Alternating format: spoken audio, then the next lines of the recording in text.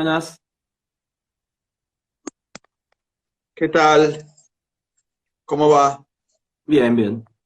Acá estaba diciendo que me parece que es una temática interesante de la cual no suele hablarse mucho. ¿La de Guevara? Sí, sí, la otra vez, por ejemplo, estuvimos hablando sobre Perón, y bueno, mi página de peronismo, así que. Y mismo también va a pasar que vamos a hablar de esto y la mayoría de las cosas que diga seguro yo no las voy a saber. Sobre Perón estoy más instruido, sobre el Che no.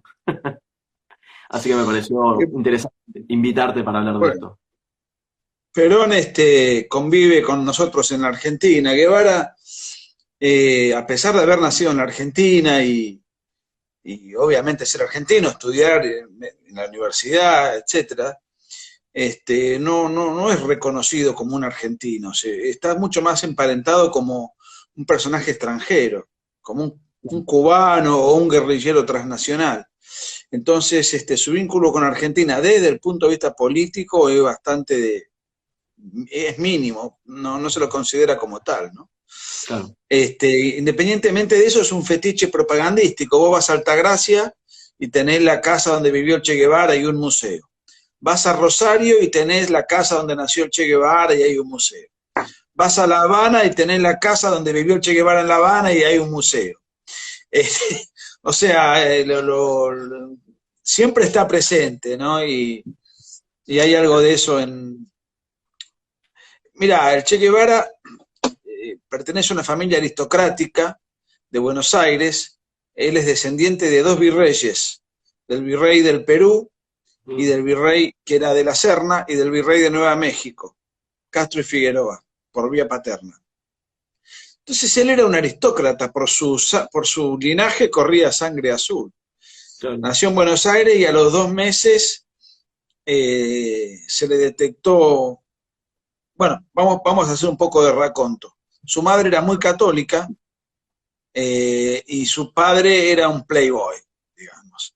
Los dos tenían una fortuna heredada, eh, eran novios, se casan de apuro, lo cual en el año 2020 es un episodio anecdótico, pero en el año 1928, una sociedad conservadora, encima gente que pertenecía a la aristocracia argentina, era un escándalo, era un escándalo. Entonces su madre recibe de parte de la comunidad católica que él, de la cual ella era parte, incluso ella pensó en tomar los hábitos, en ser monja. La comunidad católica de su ambiente le dio la espalda por este episodio. Entonces ella se resiente contra la iglesia. Y en un momento determinado, 2 años tenía el Che Guevara en Buenos Aires, vivía en Palermo, Ernestito Guevara, y lo meten en el agua, algún río de Palermo, o en algún club, no recuerdo exactamente, y sale con un ataque de asma feroz, un asma que lo acompañó toda su vida y que era brutal. En esa época las soluciones clínicas eran muy limitadas, muy primitivas, y el médico le sugiere a la familia, al matrimonio Guevara, él era el primero, el primogénito de 4 hermanos, ¿eh? O sea, él era el primero y luego nacen 3 más. Le sugiere irse a vivir a Altagracia porque es un clima de sierras secas y eso le iba a mejorar ese agobio que significaba eh, el asma brutal que tenía. Van para allá y como la familia era una familia bohemia que tenía un dinero, pero el padre primero descapitalizó su fortuna, después descapitalizó la de su mujer, iban todas las noches al casino de Altagracia, nadie trabajaba. A punto tal que siendo una familia de abolengo, ¿cómo? Y no estoy sorprendido. Si nadie trabajaba, no me sorprende. Nadie trabajaba. Y a pesar de venir él de una familia de abolengo, de Alcurnia, ellos fueron descapitalizándose y alquilaban la casa porque no tenían para comprar una propiedad. Y no solamente no tenían para comprar la propiedad, sino que no tenían para pagar el alquiler. El Che Claro. Guevara estudia, hace toda su carrera primaria y secundaria en, en Córdoba, allí en Altagracia, y en 19 años la familia se mudó 14 veces. 17 años en realidad, porque el Che va a los 2 años. En 17 años la familia se mudó 14 veces por no poder pagar los alquileres. Uno dice, bueno, ¿qué tiene de interesante esto? Esto es una anécdota menor, esto es un episodio doméstico. Yo me meto mucho con estos temas porque me interesa conocer la psicología del personaje para ver después por qué opera de determinada manera. Él no sentía ningún respeto por su padre, que además llevaba a sus amantes a su casa, unos escándalos familiares enormes. Su padre no tenía autoridad sobre él, su madre sí. Pero la madre le infundió a él un profundo sentimiento anticatólico. Y me interesa enfatizar lo siguiente. Él se muda 14 veces en 17 años. O sea, él mismo escribe, en alguna de sus anotaciones personales, yo no tengo lugar en el mundo, no sé dónde dejaré mis huesos. Y si uno se pone a analizar la vida del Che, tengo acá un trípode medio, si uno se pone a analizar la vida del Che, el Che Guevara nació en Rosario, vivió en Córdoba, luego en Buenos Aires, luego se hizo ciudadano cubano, se fue a pelear al Congo y murió en Bolivia. Y de hecho se lo conoce por sus viajes, por sus diarios de motocicleta. O sea que esa vida de estar permanentemente mudándose, para mí le marcó una psicología de estar en constante movimiento. Él en algunas de sus cartas, porque él anotaba todo lo que vivía como en un diario personal, él dijo, yo no tengo lugar en el mundo. Esto es una especulación mía, que toda esa niñez lo marcó para siempre, en ese sentido. No tenía una imagen paterna fuerte, no tenía una religión, no tenía una religión, no tenía bases sólidas donde pararse, y entonces yo creo que eso le influyó mucho en lo siguiente. En uno de sus viajes por América Latina, él está en Guatemala. Vos interrumpime todo lo que quieras, yo te voy a hacer yo te puedo a lo sumo decir cosas como, eso lo sabía, eso no lo sabía. Por ejemplo, lo del asma lo sabía, cosas que venía de una familia de Alcurnia también lo sabía, hay cosas que sé, pero la mayoría de las cosas no las sé. Claro, no, él era un voluntarista, él quería siempre vencer el asma con el arrojo y la voluntad personal. Jugaba al rugby, por ejemplo, donde a los 10 minutos terminaba destrozado con el spray, porque los bronquios no le daban. Y fíjate que alguien tremendamente asmático como el Che Guevara, las fotos que siempre vemos de él, lo vemos con un habano. No hay nada más pernicioso para un asmático que un habano. ¿Y por qué? Bueno, porque él siempre desafiaba a los demás y se desafiaba a sí mismo. Por otra parte, a una persona con ese nivel de asma, tampoco ser guerrillero no era la mejor profesión. Máxime cuando se recibe de médico, o sea, un médico que después sale a matar gente es una contradicción en sí misma. Él en Guatemala conoce a una peruana comunista, Hilda Gadea, de la cual, tengo acá un perrito, de la cual entablan un vínculo. Él en una de sus cartas dice, lástima que sea tan fea. O sea que fíjate el destrato que él tenía, porque esta peruana tenía rasgos aborígenes. Sin embargo, esta peruana tenía un dinero y lo mantenía al Che, lo mantenía. Se genera otra vez un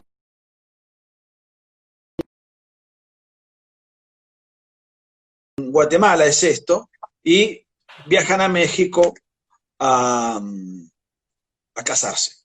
Acá hay un dato interesante. La peruana era una agente del comunismo internacional.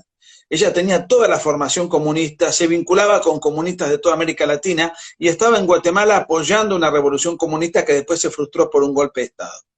Ella es la que influye en Guevara en estas ideas, porque antes Guevara era un fotógrafo, una suerte de cultor del turismo aventura, no tenía idea de política.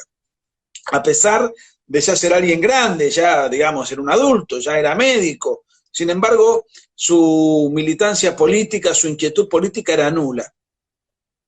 Y esta mujer es la que le infunde esto. Cuando van a México, esta mujer, Hilda Gadea, de Guevara, allí ella le presenta en una cena a unos cubanos que acababan de ser indultados por el gobierno de Batista. Estos cubanos quisieron hacerle un golpe de Estado al gobierno de Batista, que era el presidente de Cuba. Estuvieron un par de años en la cárcel, 1 año y medio, son indultados y viajan a México. Y el objetivo de estos cubanos era rearmar una fuerza guerrillera desde México, viajar a Cuba para volver a embestir contra Fulgencio Batista. Dentro de estos cubanos había 2 que marcaron la vida de Guevara para siempre, y eran los hermanos Fidel y Raúl Castro. La misma noche que se conocieron y que estuvieron tomando unas copas hasta altas horas de la noche, Guevara se compromete en ir a esa expedición y se compromete a ser el médico de la expedición. Y acá hay una especulación que yo hago en mi libro La máquina de matar. Hago muchas especulaciones, hay cosas que se pueden comprobar, que están a pie de página, y cosas que son análisis míos que pueden tener un nivel de error, por supuesto. Te interrumpo. Sí, precisamente estaba pensando en eso. No, que estaba pensando en decir, acotar algo y no lo quería hacer para no interrumpirte. Precisamente sobre esto que vos escribiste, no 1, sino 2 libros sobre Che, ¿puede ser? Claro, yo te diría que el último es el más completo, el mejor preparado, el mejor estudiado, el más documentado. Por eso mi primer libro ya no lo reedité. Claro. Hice un libro muy superador, porque aquel libro lo hice con menores recursos hace muchos años, y este último lo hice después de haber viajado mucho, comprado mucha mayor cantidad de documentos, después de haber estado en Cuba, después de haber... O sea, es un libro muy superior. Entonces, La máquina de matar es mi libro sobre el Che Guevara. El otro lo enterré, me gustó mucho hacerlo, pero este otro es una cosa mucho más profesional. Claro, yo quería agregar esto porque quizás la mayoría de las personas te conocen tal vez por el libro negro de la Nueva Izquierda o algo de eso, y no saben que en realidad escribiste un libro sobre Che. O bueno, la vez pasada que tuvimos la charla, que hablábamos de Perón, el fetiche de las masas, que también que escribiste una biografía sobre Perón. Pero bueno, por eso quería agregar eso, porque quizás es un dato que la gente no lo tiene en consideración. Y otra cosa que vos me decías, interrumpime si crees necesario. Recién estaba leyendo un comentario de alguien que decía, cuando está hablando Nicolás, déjalo hablar y que él te vaya contando. Y yo estoy como más como espectador. Como están todos los demás que están mirando el vivo, yo también estoy así, escuchando lo que decís. Así que bueno, podés seguir contándolo. Todo lo que quieran, interrúmpanme porque no quiero hablar. No, sí, yo mientras tanto, si miro para el costado, porque estoy mirando los comentarios también. Estoy viendo a ver si alguien tiene alguna pregunta o algo. Bien. Bueno, es una cosa muy insólita porque esto es una especulación personal. El Che Guevara se enamora de Fidel Castro. No se enamora a nivel romántico, claro. No quiero que se malinterprete. Queda encandilado, lo admira. Y yo acá tengo una especulación. Ante la ausencia absoluta de autoridad paterna en Guevara, porque su padre no era alguien que tuviese injerencia no más mínimo sobre él, y él lo dice, se encuentra con un personaje fuerte, robusto, que da indicaciones, que tiene una personalidad carismática, grandote, que tiene dotes de líder, y él queda realmente como fascinado. Y es insólito que en una noche él diga, voy a ser el médico de la expedición, la misma noche que los conoció. Si él ni siquiera conocía Cuba, no había estado nunca en Cuba, no conocía la realidad cubana, conocía lo que le había contado Fidel Castro esa noche que estaban tomando copas. Bueno, se preparan en un campamento en México, consiguen un yate para desde México ir a desembarcar a Cuba, en la Sierra Maestra, que era una zona selvática, desde donde iban a instalar una suerte de foco guerrillero. 82 guerrilleros viajan, esto es un año después de entrenarse, viajan y finalmente desembarcan y los atacan las fuerzas del gobierno y quedan, según la mitología, queda Fidel Castro y 12 más. Eso es la mitología de los apologistas de Guevara, que pretenden hacer, los libros que pretenden hacer una especie de comparación entre Jesús y los 12 apóstoles, ¿no? Perdón, bueno, la cuestión es... Que acá estoy viendo una pregunta que están preguntando ¿por qué fue preso en Cuba? Bueno, lo que pasa es que yo fui a entrevistarme con disidentes, con las mujeres de los presos, fui a dar una charla sobre Perón, esto hace 12 años, 14 años. Enseguida el sistema de espionaje es brutal, enseguida te ubican, te investigan, te persiguen. ¿Cómo? En realidad preguntaba por qué estuvo preso el Che. ¿O entendí mal? Ah, no, porque estaba leyendo que algunos me decían, ¿por qué estuve preso en Cuba? Ah, No, el Che no estuvo preso. ah, No, está bien, no está te bien, dije no me eso. claro. No, yo lo que dije es que habían indultado a unos cubanos que habían estado presos. El Che Guevara los conoció en México. Ah, está bien, está bien. No, porque ahí vi que alguien había preguntado por qué estuvo preso el Che, y yo digo, en un momento se me cortó, no sé si viste que se me puso la pantalla que me dejé de ver, No, y digo, quizás ahí dijo eso, y están preguntándome por eso. Está bien, está bien. no, no, Continuá con no. el... Este, y bueno, llegan a Sierra Maestra, arman un grupo, unos campamentos, empiezan a juntar gente y armar alguna suerte de estructura guerrillera. Pero Fidel Castro era un grupo guerrillero más. En la ciudad había muchos guerrilleros urbanos, había muchas manifestaciones, mucha sublevación, y lo que se decía, con alguna cuota de razón, es que el gobierno de Batista era un gobierno corrupto y un gobierno que había ganado en elecciones fraudulentas, digamos. Claro. Entonces esto generó un malestar en la población cubana a nivel general, y había otros temas que sería muy largo hablar, pero la revolución no fue guerrillera, la revolución se hizo porque Estados Unidos apoyó a los insurgentes. Y uno dice, pero ¿cómo Estados Unidos va a apoyar a guerrilleros de inspiración comunista? Es que no se sabía que eran comunistas, ellos negaban su carácter comunista. Pruebas al canto, pongan en YouTube Fidel Castro anticomunista y van a ver grabaciones en la sierra, en blanco y negro, donde Fidel Castro manifiesta tajantemente su postura anticomunista. Incluso para tranquilizar a Estados Unidos, él se manifiesta de esa manera en inglés, y abajo está el subtítulo. Entonces, digamos, el New York Times y todos los diarios de la época apoyaban a las guerrillas, a la guerrilla castrista, le daban armamentos, le daban información, le facilitaban tareas de inteligencia. El embajador norteamericano en La Habana se entrevistaba con los guerrilleros. Es decir, Fulgencio Batista tenía 50.000 hombres, o sea, apretaba un botón y acababa con la insurgencia. El problema no era la insurgencia ni la rebelión, el problema era que Estados Unidos ya no podía sostener a Fulgencio Batista, no le interesaba, y veía a estos muchachos como que venían a normalizar a Cuba dentro de un contexto de un gobierno desacreditado. Un dato, el Partido Comunista no tenía un solo diputado, no tenía consenso en la opinión pública. Y Fidel Castro precisamente oculta su condición de comunista para que la gente lo apoye, porque si él dice que es comunista, la gente cubana no la iba a apoyar. Claro. Entonces fue una revolución engañosa, una revolución tramposa. No es que Fidel engañó a Estados Unidos, Fidel engañó además, y esto es lo más grave, a los cubanos, que lo apoyaron porque no sabían precisamente la filiación comunista de Guevara, de Castro, Raúl Castro, Uber Matos, Guevara, etc. Bueno, Muy como bien, pasaba acá, que decían, si decía lo que iba a hacer, no me votaban. exacto, es tal cual, exactamente. Estados Unidos le pone el ultimátum, le dice a Batista que renuncie, le dijo, bueno, empecemos, renunciar el 1 de enero. 1 de enero, inclusive con una fecha.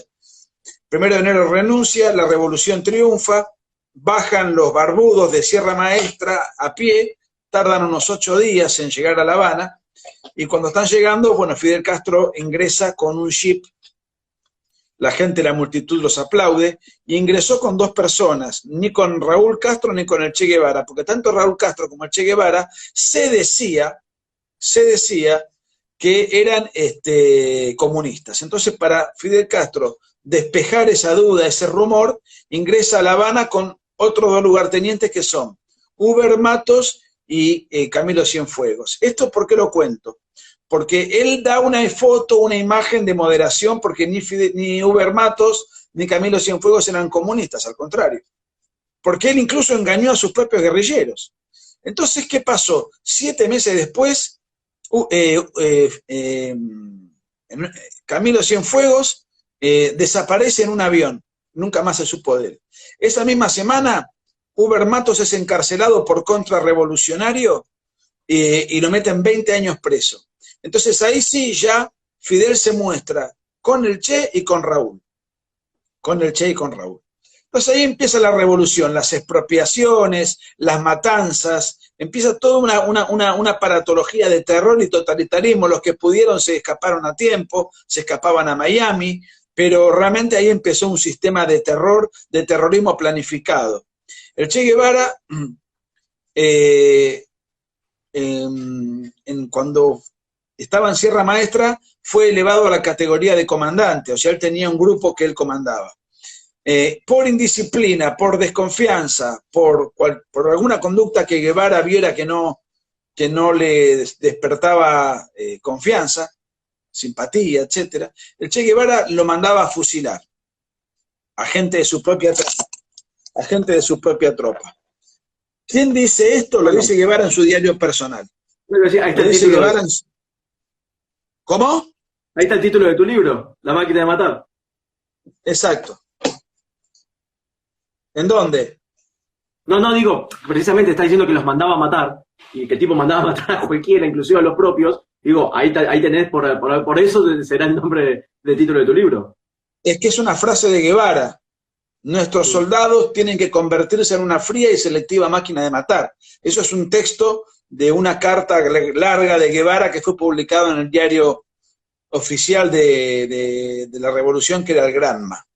Por eso yo uso esa frase que él exterioriza o publica. En su diario personal en Sierra Maestra, el Che Guevara confesó haber cometido 14 fusilamientos. 14. A gente de su propia tropa, 14 fusilamientos. Entonces vos fíjate que ya tenía y él mismo había gatillado. Y esto él lo cuenta en su diario personal que se puede encontrar en internet, bajarlo en PDF, ¿no? o comprarlos en físico, claro. Digamos. Él lo dice. No se pueda comprobar. ¿Cómo? Que claro, digo, no es algo que uno no pueda comprobar. No, hay un principio jurídico que dice confesión de parte, relevo de pruebas, o sea, él estuvo metido él confesaba sus crímenes, pero además, como él era médico, daba detalles. Él decía, le pegué un tiro que penetró la bala en tal tejido, pegó en el omóplato, salió por la X. O sea, él de cada asesinato hacía un registro como si fuese un perito, con una frialdad absoluta. Entonces, cuando se produce la revolución... ¿no? ¿Cómo? A esta altura él ya era médico, ¿no? Sí, él era médico. Por eso precisaba sus homicidios con todos estos detalles que un fusilador convencional por ahí no tenía acceso. No. Fidel Castro lo coloca a Guevara en un lugar muy interesante. Fidel Castro lo nombra comandante del campo de concentración de La Cabaña, que era un campo de concentración para fusilamientos de disidentes, exterminio de disidentes. Él comandó este campo de concentración entre febrero del 59 a noviembre del 59.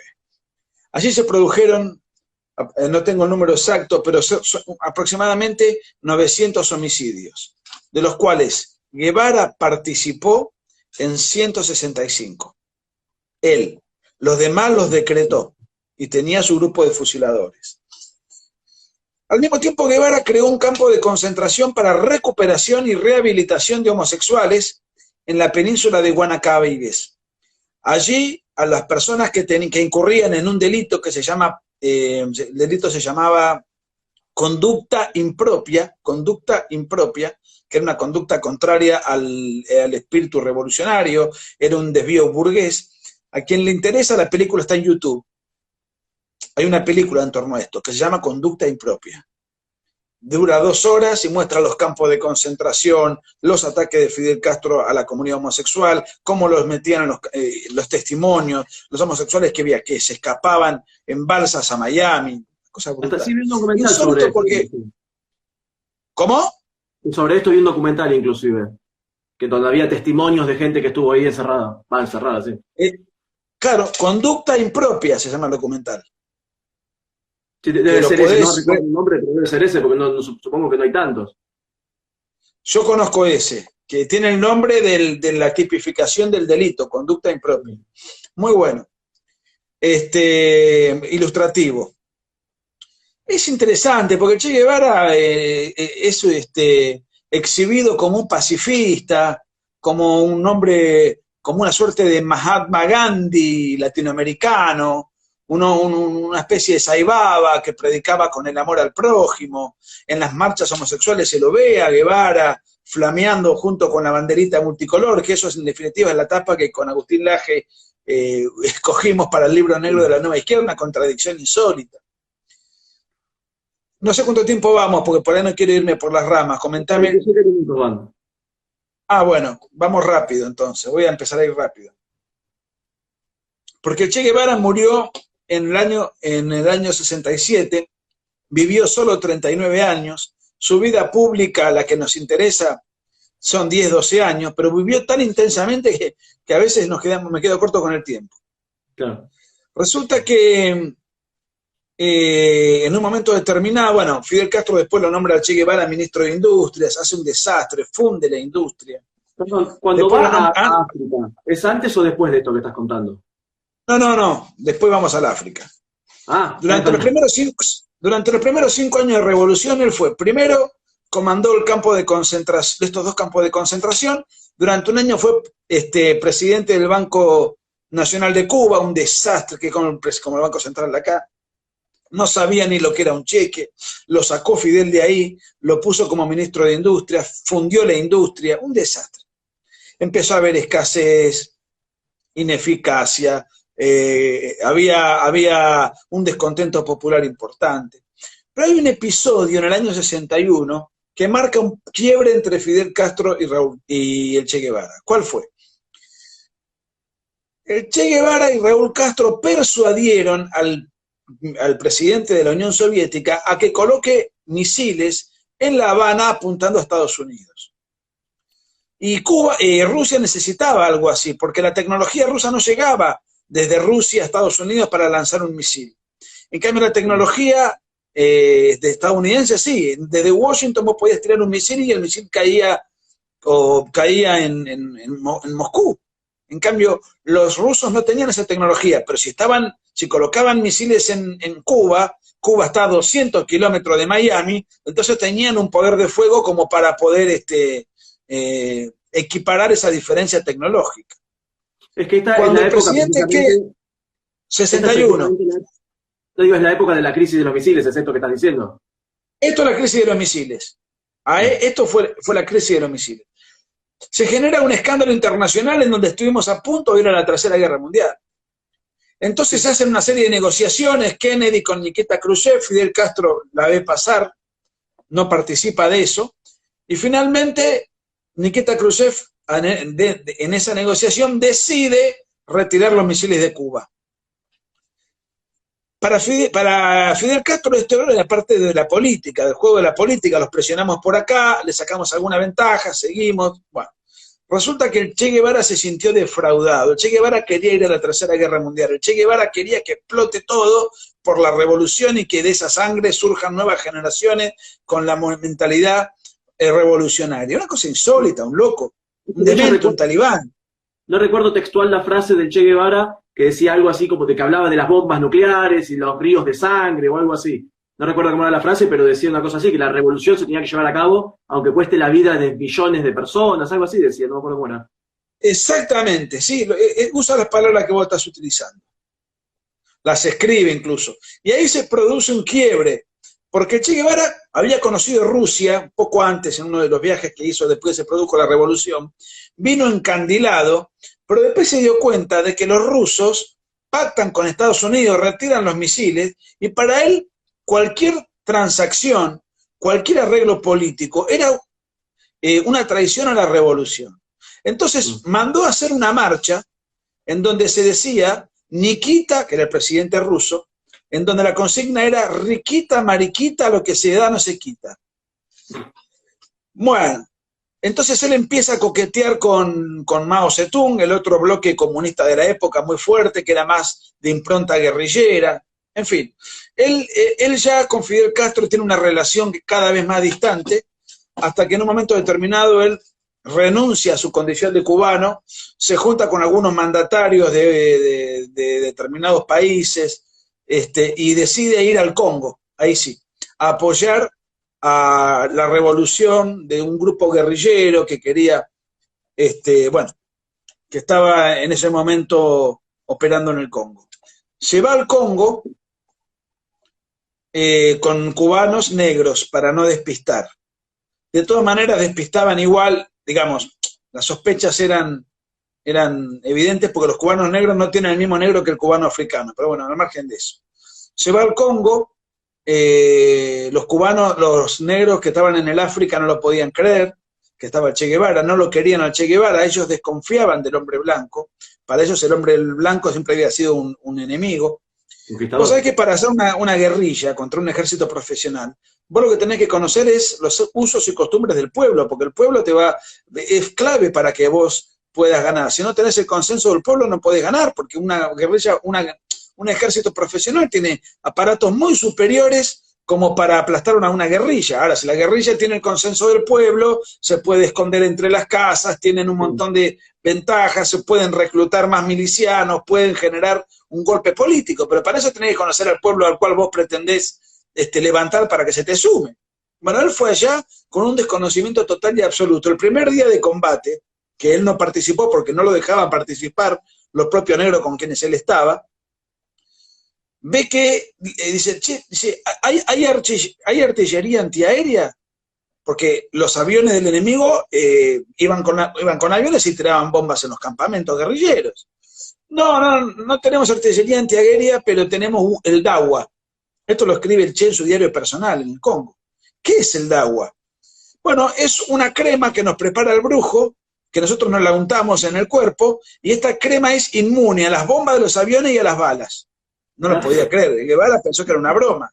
Entonces ve a los negros que antes de salir a pelear, iban a atacar una unidad militar, estaban poniéndose el DAWA. Los hicieron bolsa el ejército, en media hora les tiró, les mató 170 guerrilleros. Y cuando vuelven, destrozados, llenos de heridos, muchos muertos, el Che Guevara le dice, ¿y el DAWA? No, falló el DAWA, vamos a cambiar al brujo. Y cambiaron al brujo que supuestamente pusieron a otro que iba a ser un DAWA menos. El Che Guevara finalmente se va, no pelea nunca en el Congo, y en su diario personal él pone, esta es la historia de un fracaso.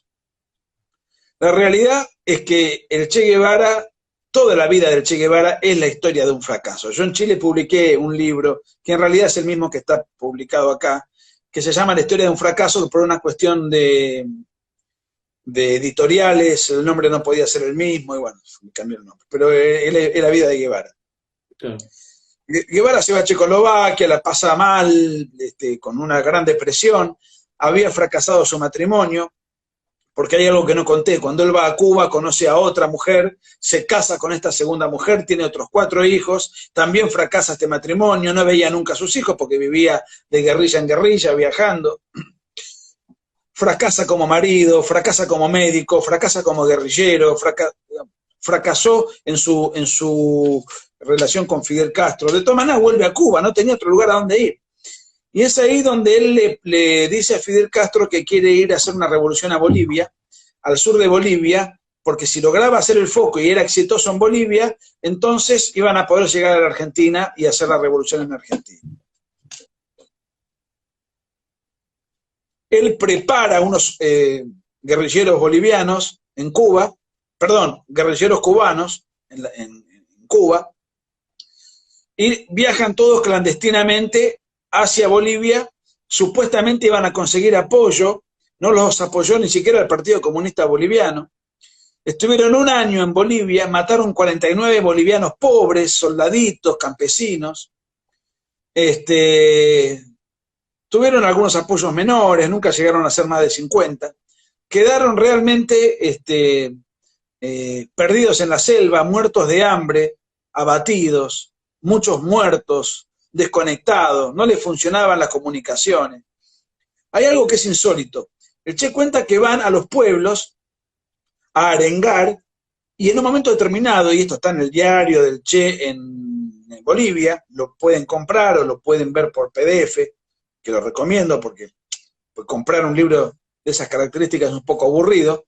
Si buscan en el PDF, ponen EF, creo que es, control F, perdón, la palabra animalitos, y ahí van a ver que el Che Guevara dice, los bolivianos son como animalitos, porque él los veía totalmente desprovisto de inteligencia, de lucidez, no les entendían.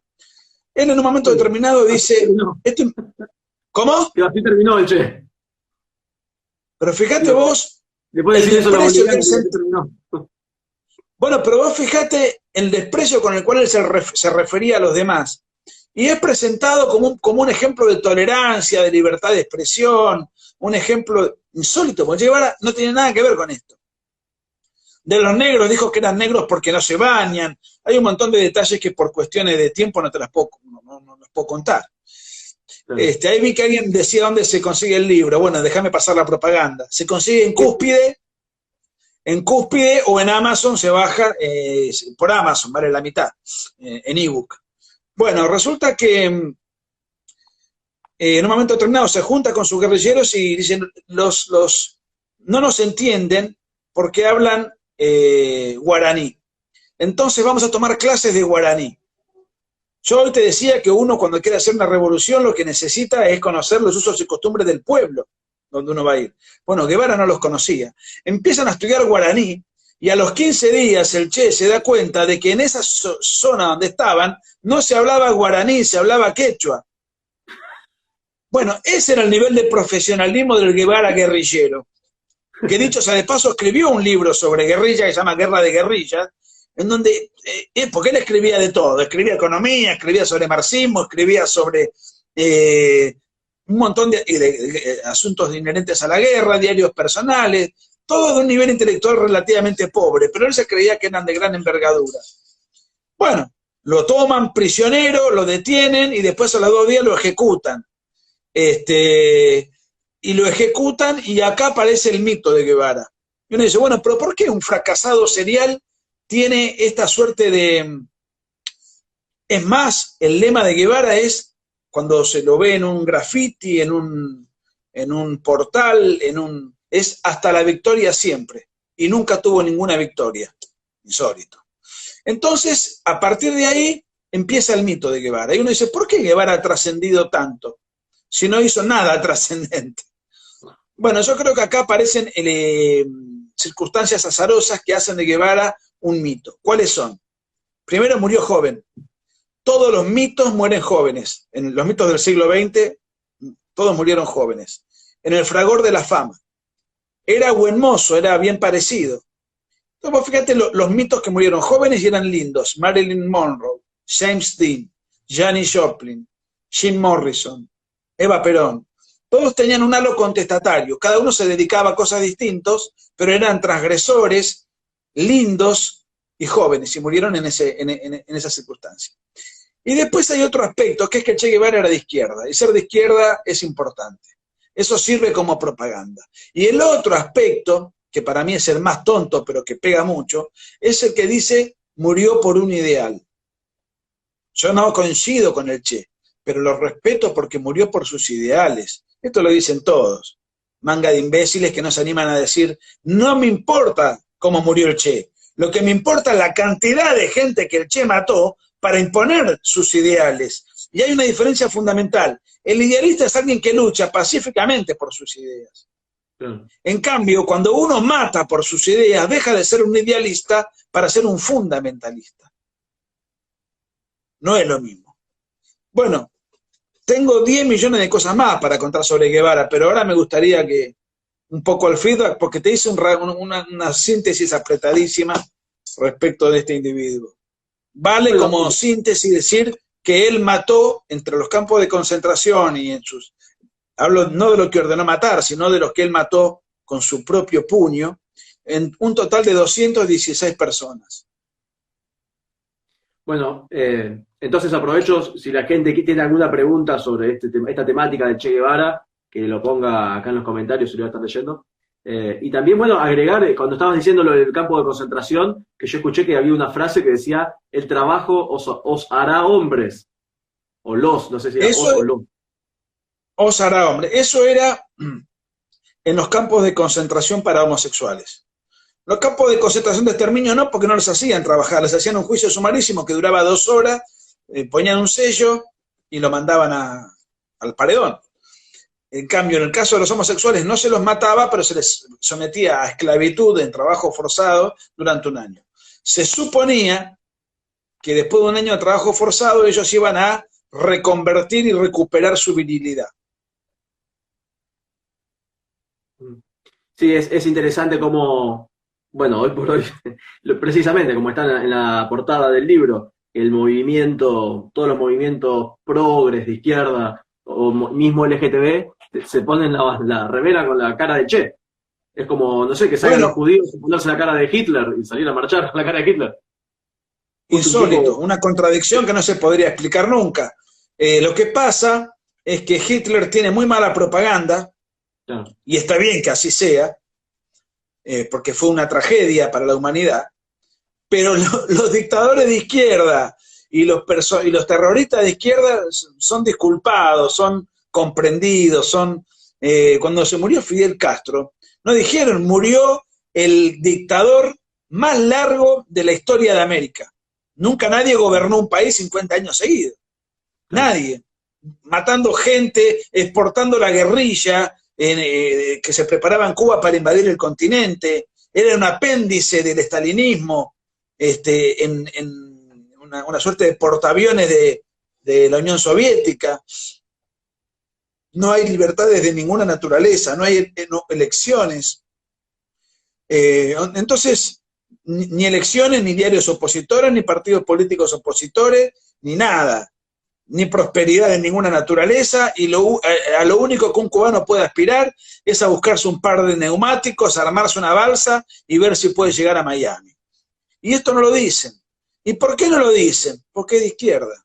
A la izquierda no se la juzga por sus objetivos, perdón, no se la juzga por sus resultados, que son Sino que, confirmadamente desastrosos, sino que se la juzga por sus objetivos. Y luchamos por el pobre del mundo, por los pobres, por la igualdad, somos víctimas de un bloqueo, que eso es otro mito, dentro de los muchos mitos que hay sobre la Revolución Cubana. Cuando Fidel Castro llega al poder, expropia 300 empresas, pero en realidad no las expropia, norteamericanas, en realidad no las expropian, porque una expropiación requiere de una indemnización.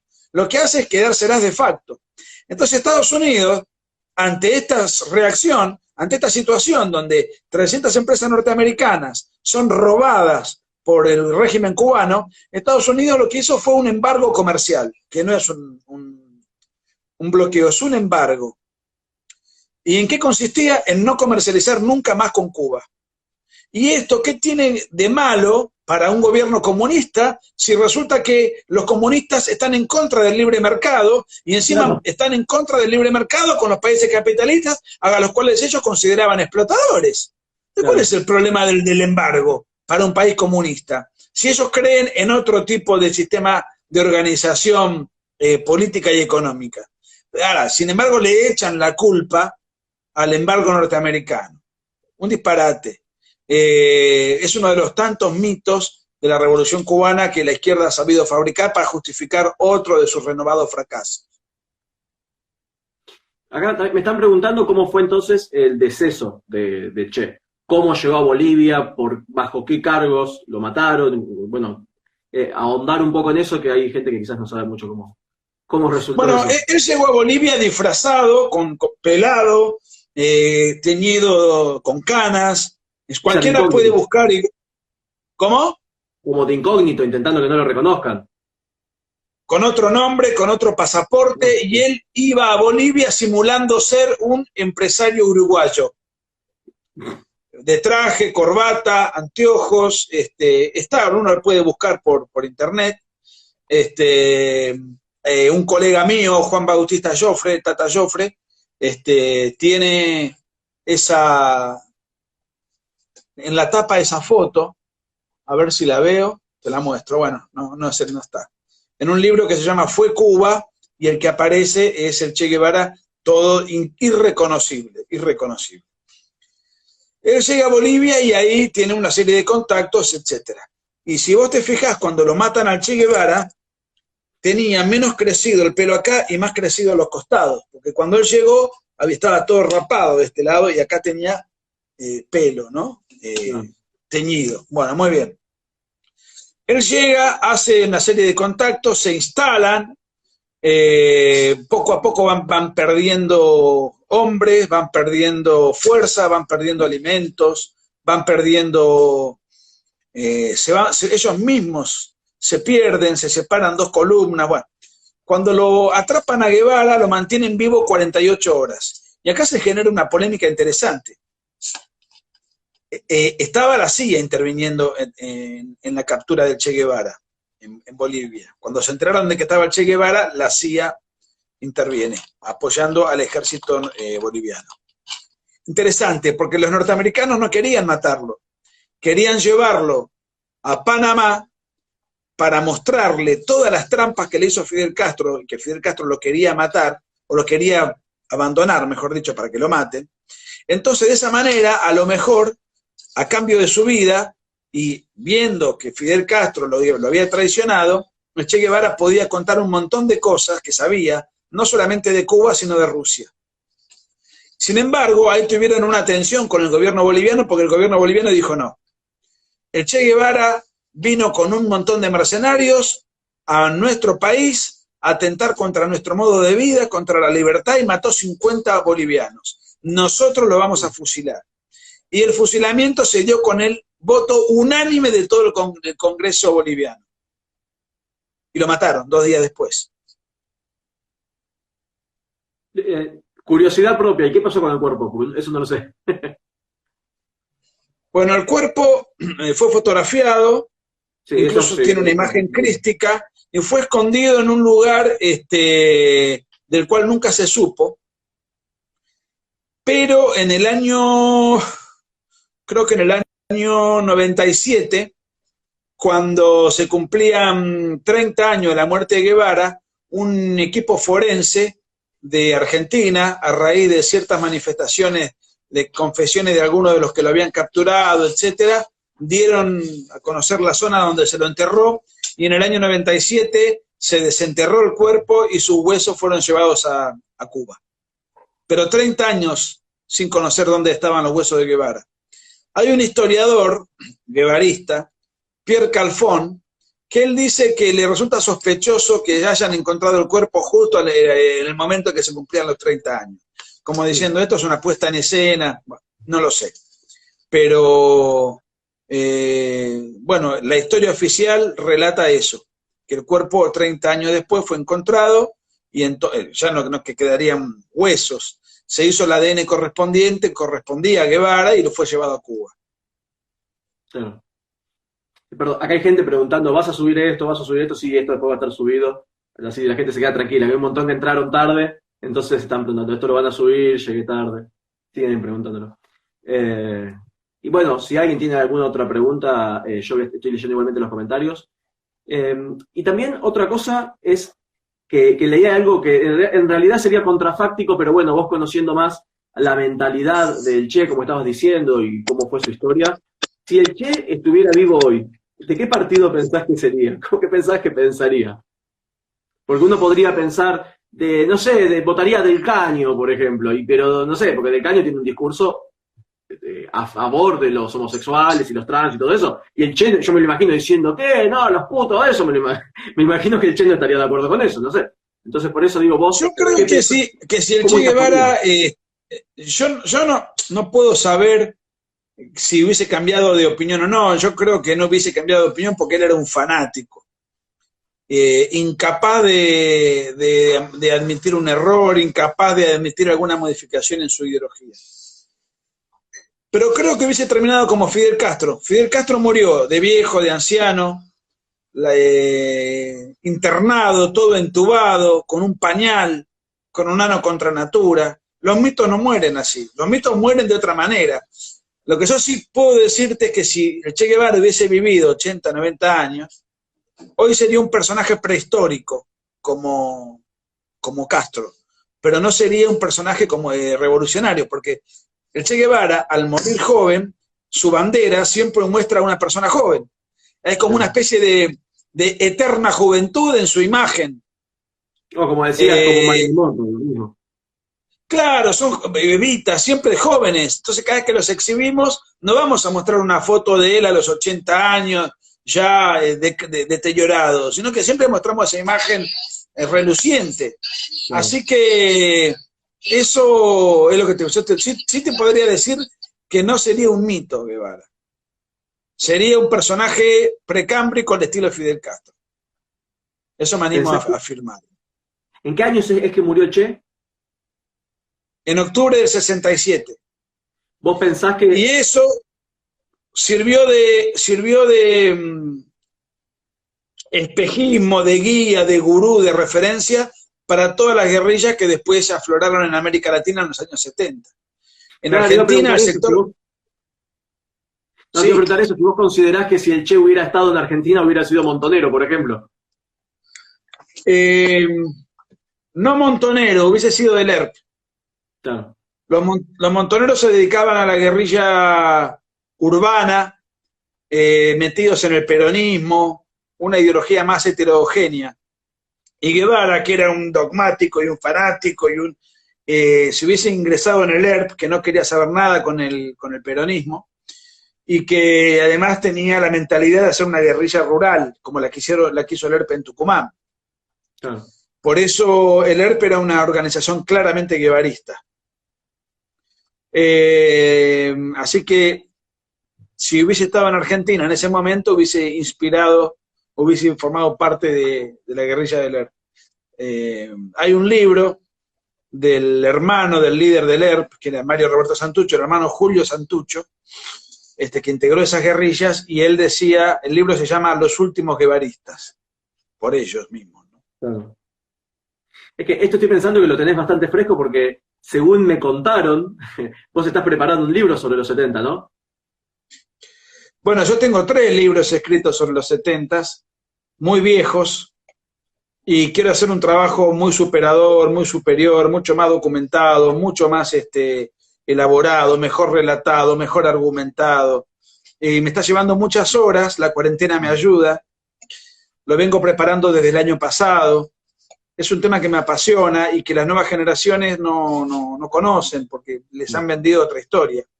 Y como mis libros son viejos, tienen 14 años, 15 años, esos libros yo después no los reedité, y entonces digo, ¿para qué lo voy a reeditar? Voy a hacer un trabajo definitivo, muy superador, y estoy trabajando en eso. Lo que pasa es que, primero que me falta, pero aunque lo tuviese listo, ¿qué hago con un libro listo en plena cuarentena? No lo puedo presentar, no puedo dar una conferencia, no, digamos, tendría que esperar el mejor momento. Igual estoy trabajando duro. Sí, sí, el martes tuvo un vivo con Agustín Laje y hablando precisamente le escribió su libro Los mitos setentistas. Entonces estuvimos hablando de los 70 y toda esa temática, y él es el que me dijo, dice, bueno, Nicolás está escribiendo un libro ahora que comentándome esto, que querías hacer algo superador, Sí.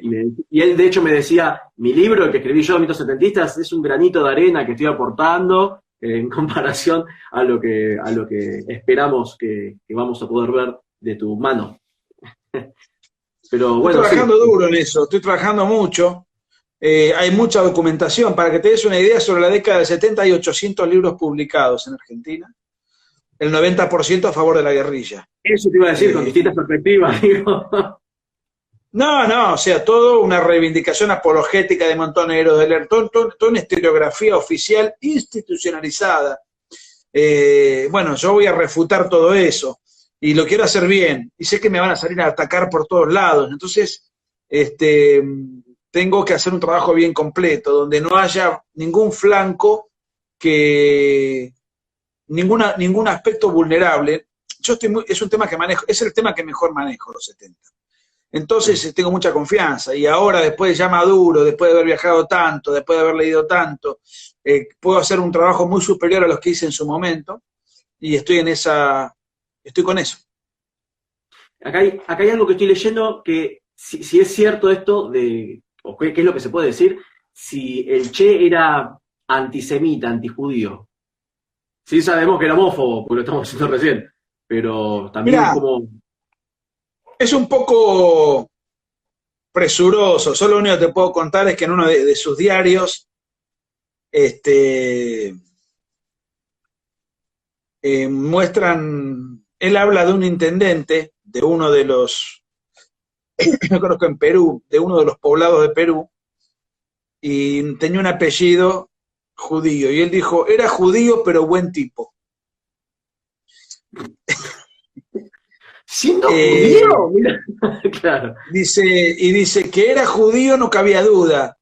Lo curioso es que sea buen tipo. Eso está anotado en su diario de motocicletas. Obviamente es un comentario burlón de los judíos, pero por ese comentario, sindicarlo como antisemita, me parece un exceso. Puede haber sido un chiste de mal gusto, pero yo no tengo datos de que él haya tenido una hazaña contra los judíos o haya matado judíos por serlos, ¿no? Claro. Y cerrando esto, porque bueno, quedan 2 minutos, así que en realidad ya habría que redondearlo. ¿Por qué era vos decías que él odiaba a Perón, que no lo quería, que nunca se llevó bien con el peronismo? ¿Y esto por qué era? Porque no tenían No, como... yo no te diría que lo odiaba a Perón, yo te diría que él no tuvo ninguna... Perón era alguien que le resultaba indiferente. Sí, sabía que tenía una ascendencia enorme en los trabajadores, y en cierta ocasión lo quiso convencer para que Perón, que estaba exiliado en la España franquista, salga de allí y se vaya a vivir a Cuba, como una suerte de gesto interesante para las juventudes de Argentina, y Perón nunca le hizo caso. Porque Perón era cualquier cosa, fue un personaje siniestro a mi juicio, pero no era de izquierda, digamos. Aunque los apoyó a los jóvenes, para que hagan la revolución, pero cuando vino acá los combatió con la AAA. Pero sí, el Che Guevara trató de usarlo a Perón, convenciéndolo de que se vaya a La Habana, y de esa manera, simbólicamente, iba a ser un espaldarazo a los movimientos revolucionarios de izquierda, que él quería fomentar. Bueno, teníamos que cerrar porque en realidad se está terminando el tiempo, así que te agradezco mucho esta charla, que fue muy interesante. Yo te decía, la charla que hicimos la vez pasada sobre Perón, yo la mayoría de las cosas decía, ah, claro, sí, sí, pero lo de Che es algo más que desconozco y lo veo más Algo afuera, nuevo. como espectador. Así que bueno, Bueno, un muchas placer gracias. y gracias a todos los que estuvieron allí, a todos los que estuvieron haciendo preguntas o escuchando, gracias por la paciencia. Bueno, te mando un abrazo.